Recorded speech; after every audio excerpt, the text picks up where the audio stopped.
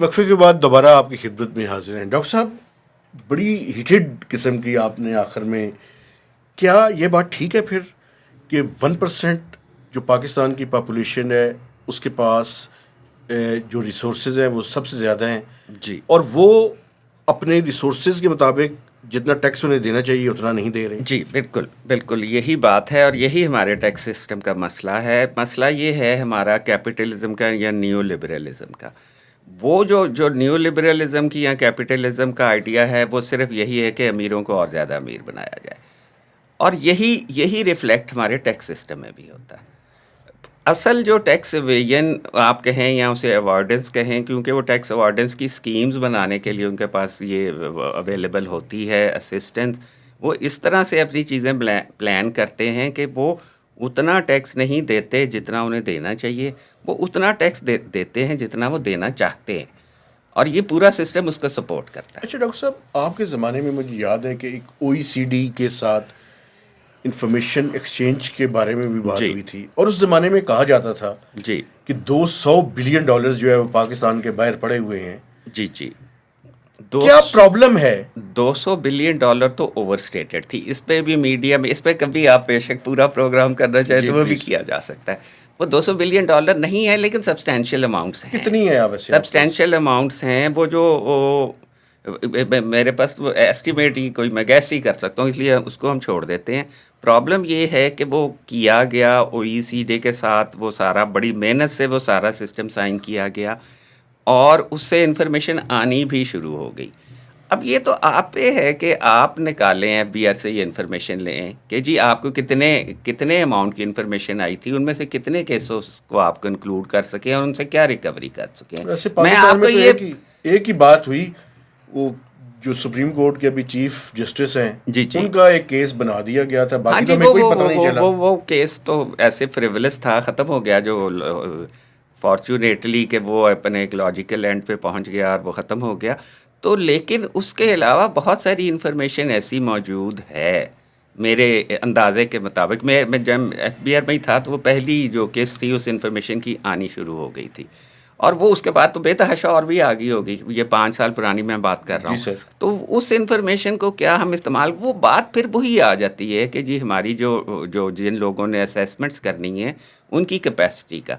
मैंने कुछ ऑर्डर्स देखे हैं उस इन्फॉर्मेशन के बेसिस पे जिनको 1 मिनट नहीं लगता उठा के बाहर फेंकने में, उनमें इतनी गलतियाँ मौजूद हैं कि वो जो पूरा कानून एक कहता है एक प्रोसीजर फॉलो करना है, आपने कुछ, आपने टेस्ट, आपकी भी कोई जिम्मेदारी है, कोई बर्डन ऑफ एविडेंस आप पे है। जब आप वो पूरा नहीं करते, आप टैक्स कागज़ों में तो लगा देते हैं कि जी मैंने 10 करोड़ टैक्स लगा दिया या 10 अरब टैक्स लगा दिया, लेकिन उसका बनेगा क्या जब वो किसी इंडिपेंडेंट फोरम के पास जाएगा तो उसमें से एक आना भी ना शायद बचे। तो अच्छा ये चीज़ अच्छा, है। वैसे डॉक्टर साहब बुनियाद पे फिर आ जाते हैं। जी आपने कैपेसिटी की बात की, जी आप सिविल सर्विस रिफॉर्म्स, जी जी क्या हमें बुनियादी तौर पे ये जो इंडक्शन का तरीका है इसके अंदर तब्दीली लाने की ज़रूरत है, या FBR की कैपेसिटी बिल्डिंग फिर कैसी की जाए? वरना मेरे हिसाब से इंडक्शन के तरीके में तब्दीली लाने की ज़रूरत नहीं है। इंडक्शन का तो मकसद ही यही है कि जी बेहतरीन जो लोग अवेलेबल हैं वो आ जिनमें जाए। एनालिटिकल स्किल्स हों। हमारे ज़माने में तो इम्तहान यही होता था कि वो पढ़ने से ज़्यादा या चीज़ें याद करने से ज़्यादा आपको एनालाइज करने की सलाहियत होनी चाहिए, एक्सप्रेस करने की सलाहियत होनी चाहिए। अब भी तकरीबन वही सिस्टम फॉलो हो रहा होगा। मैं खैर क्योंकि FPSC में भी रहा हूँ, आप चंद महीने आपने जिक्र किया था, जी तो सिस्टम वही है। आप बाद में उस स्टाफ के साथ करते क्या है? देखिए ना, आपने एक ग्रेजुएट या पोस्ट ग्रेजुएट बंदा रख लिया, ठीक है। अब उसको मसला, हम सिर्फ अपने टैक्स की बात करते हैं, उसको टैक्स का नहीं पता, उसको नहीं पता टैक्स का कानून क्या है, ये तो रिक्वायरमेंट नहीं थी ना उसके करने की। तो उसके बाद आपने से ट्रेन करना है, आपने से ग्रूम करना है, आपने उसको हर वक्त उसका हाथ पकड़ के शुरू के उसके 8-10 साल उसे चलाना है कि जो वो गलती कर रहा है आइंदा ना करे। क्या हमारी टैक्स मशीनरी की तादाद कम है, या हमारी ट्रेनिंग और जो सिस्टम है उसके अंदर कोई फ्लॉ जो है? हमारी टैक्स मशीनरी से एक्सपेक्टेशन है कि जी वो टैक्स पेयर्स का नंबर भी बढ़ा है, उस हिसाब से डेफिनेटली तादाद कम है।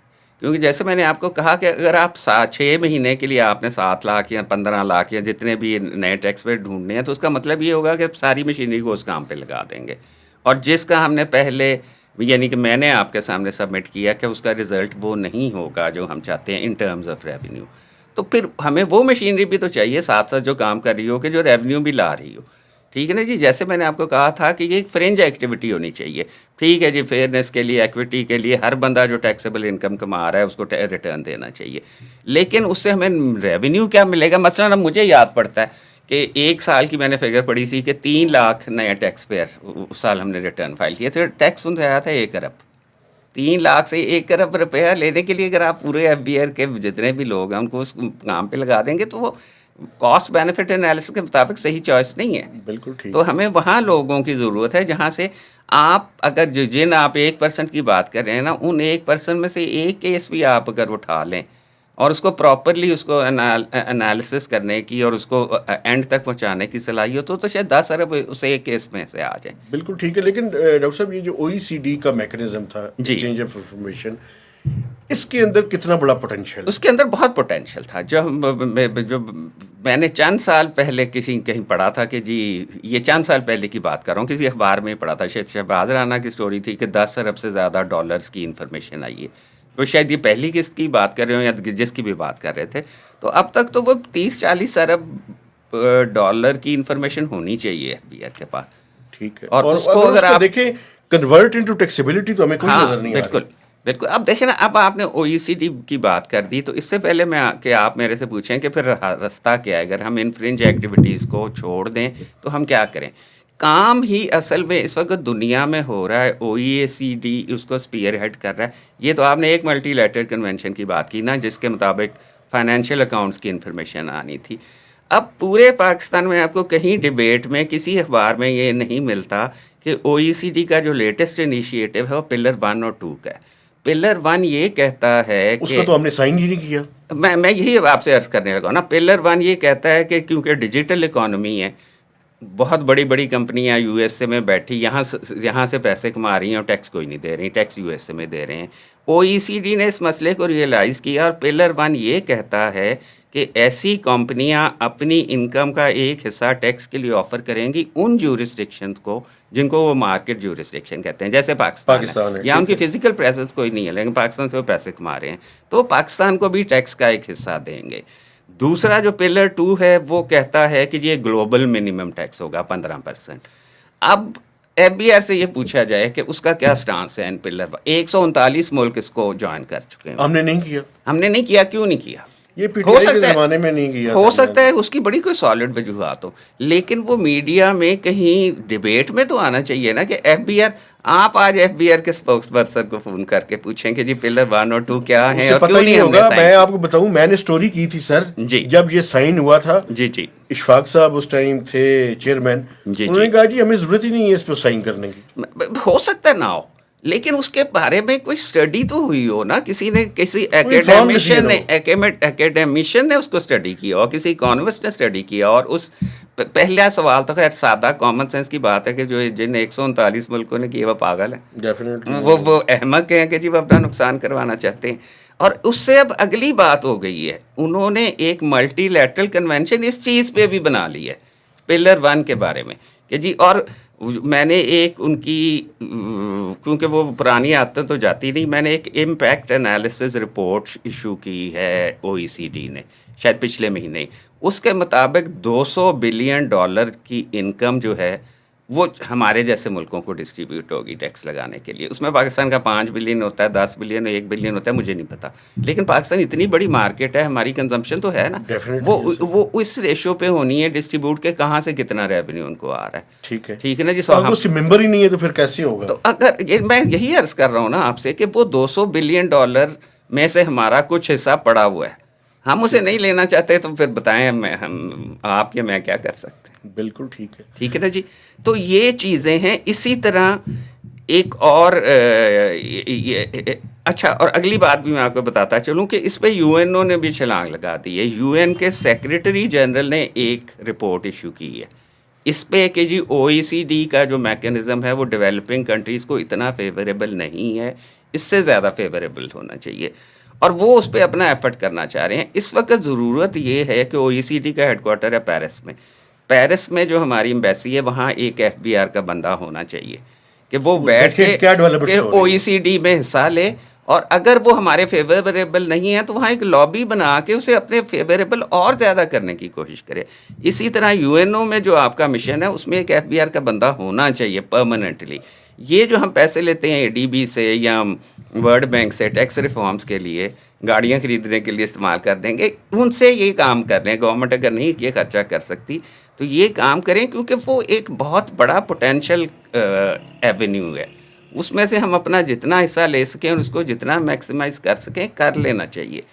देखें, इतने अगर 5-10 बिलियन डॉलर का हम एक इनकम हमें मिल जाए जिस पे हमें टैक्स वो लेके देंगे, उनके हेडक्वार्टर्स हमें टैक्स लेके देंगे, हमें कोई इस पे एडमिनिस्ट्रेटिव एफर्ट नहीं करनी पड़ेगी, कॉस्ट भी नहीं हमें आएगी सर। फैसले नहीं करने पड़ेंगे, वही फैसले जो डिफेक्टिव होते हैं, और वो हमें पैसे मिल जाएंगे। तो हम वो क्यों छोड़ रहे हैं?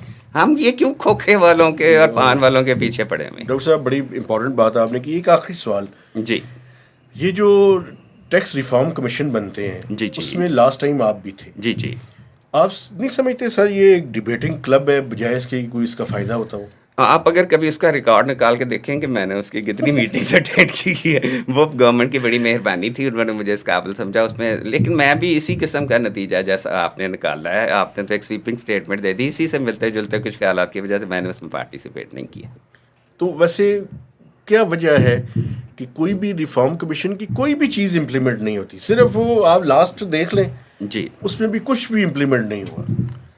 देखिए ना, मैं कोई उनके एफर्ट को या उनकी मेहनत को नहीं वो अंडरमाइन करना चाहता या अंडर एस्टिमेट करना चाहता, लेकिन मैंने आपको वही बताया ना कि मेरे ज़ाती ख्याल के बारे मुताबिक एफबीआर के अलावा कहीं ये कैपेसिटी मौजूद नहीं है कि वो रिफॉर्म का कोई एजेंडा बना सके। अच्छा सर, आखिर में कोई 2-3 काम ऐसे जो कि करने बड़े ज़रूरी हों। एक तो आपने इंटरनेशनली जी ये जो OECD का कहा है, जी एक तो ये बड़ा इम्पोर्टेंट है। दूसरा आपने कहा है कि जो बड़े लोग हैं उनको टैप करने की ज़रूरत है। इसके अलावा कोई इम्पोर्टेंट 3 चीज़ देखिए ना, जो बड़े मैसेज? लोग वही हैं, बड़े लोग वही हैं जो मल्टीनेशनल कंपनियां भी, ये जो पैसे हैं ये मल्टीनेशनल कंपनियों से आने हैं ना, जो मल्टीनेशनल कंपनियां यहाँ चला रहे हैं। और फिर वो जो दूसरा उनका इनिशिएटिव था, इस पे भी हमने काम किया था, आपके इल्म में नहीं होगा कि ये जो ट्रांसफ़र प्राइसिंग होती है, जी, ट्रांसफ़र प्राइसिंग में अब एक और वो जो है एक नॉन गवर्नमेंटल ऑर्गेनाइजेशन है, उसको कहते हैं टैक्स जस्टिस नेटवर्क, TJN। तो उस पे उनकी रिपोर्ट मैंने पढ़ी थी 2019 की, उसमें उन्होंने कहा था कि पाकिस्तान को 10.4 बिलियन डॉलर्स का नुकसान होता है ट्रांसफर प्राइसिंग की वजह से एनुअली। अब ये 10.4 बिलियन टैक्स की बात हो रही है, आमदन की बात नहीं हो रही। चले वो एग्जैजरेटेड होगा, वो 5 बिलियन होगा, वो 2 बिलियन भी होगा, तो अगर वो हमें एक्स्ट्रा मिल सकता है, उसको डॉलरों को रुपयों में कन्वर्ट करके देखें कितने पैसे बनते हैं। तो ये इस किस्म के जो बड़े बिग टिकट आइटम्स हैं ना, उन पे फोकस करने की ज़रूरत है।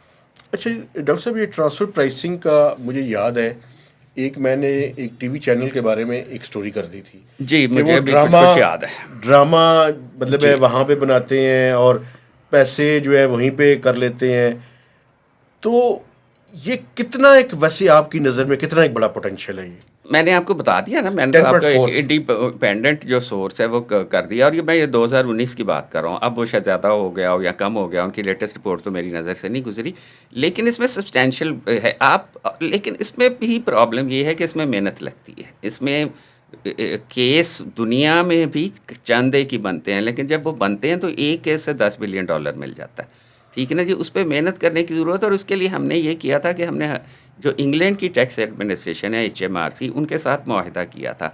हमने एक टैक्स इंस्पेक्टर्स विदाउट बॉर्डर का भी सिस्टम किया था OECD के साथ। उसके मुताबिक हमने लॉ में चेंज किए थे कि ऑडिट एक बंदा नहीं करेगा, एक पैनल करेगा, और उस पैनल में फॉरेन एक्सपर्ट भी हो सकता है। हमारा इरादा ये था कि वो जो एक्सपर्ट्स हैं, टैक्स एक्सपर्ट्स में OECD से मिलेंगे, उनको भी हम उसमें बैठाएंगे और वो करेंगे, और हमारे अफसर उनसे सीखेंगे भी, क्योंकि हमारे यहाँ वो कैपेसिटी नहीं है। मुझे अगर कहेंगे तो मैं भी शायद नहीं कर सकूँगा। तो लेकिन वो कैपेसिटी बिल्ड करने का उसमें इनबिल्ट मैकेनिज्म था और केस भी बनाने का था, लेकिन वो भी फिजल आउट हो गया, वो भी कुछ भी बेचारे नहीं हुआ मायूस सर, होकर उस चले गए। उस पे भी तो कुछ कुछ नहीं हुआ। चीज़ें ऐसी की जा सकती हैं, लेकिन मसला वही है कि जब आप जाले हटा देंगे, आप जब जाले हटा के आप गलत एवेन्यूज़ में अपनी एनर्जी ज़ाया नहीं करेंगे, तो फिर आप फोकस कर सकेंगे। इसका मतलब ये हुआ सर डॉक्टर साहब, अगर सारी क्रक्स मैं अपने कि जिन चीज़ों पे हम समझते हैं जी कि पोटेंशियल बहुत ज़्यादा है, जी शायद उन पे पोटेंशियल नहीं है, हाँ जी, और जिन चीज़ों को हम डिस्कस नहीं कर रहे वहाँ पे पोटेंशियल जो है वो पड़ा हुआ है। बिल्कुल बिल्कुल। तो देखिए मेरे ना, मैंने ख्याल में आपको दो lessons फिगरें learned तो बताई, यही है। दो फिगरें बताई, एक 204 बिलियन की डॉलर्स की फिगर बताई कि जो जो हमें उसमें से हिस्सा मिल सकता है, 10 बिलियन 10.4 बिलियन डॉलर की फिगर बताई। तो अगर इन पे हम लगाएं एनर्जी, कुछ डेडिकेटेड ऑफिसर्स लगाएं इन चीज़ों पे, तो शायद कोई बेहतर रिजल्ट हमें मिल सके। Thank you very much doctor साहब। वेलकम। और एक वादा आपने करना है सब लोगों के सामने कि आप आइंदा भी कभी कभी, क्योंकि मैं चाहता ये हूँ डॉक्टर साहब कि ये जो जी। अनसंग हीरोज़ हैं हमारे, आप जैसे लोग जिन्होंने काम किया हुआ है इन चीज़ों के बारे में, वो आएँ और अपने थॉट्स और अपनी चीज़ें लोगों के साथ शेयर करें, ताकि हम भी अपना नैरेटिव जो है वो ठीक कर सकें। देखिए, मैं वो अनसंग हीरोज़ में तो मैं शामिल होना बिल्कुल पसंद नहीं करूँगा।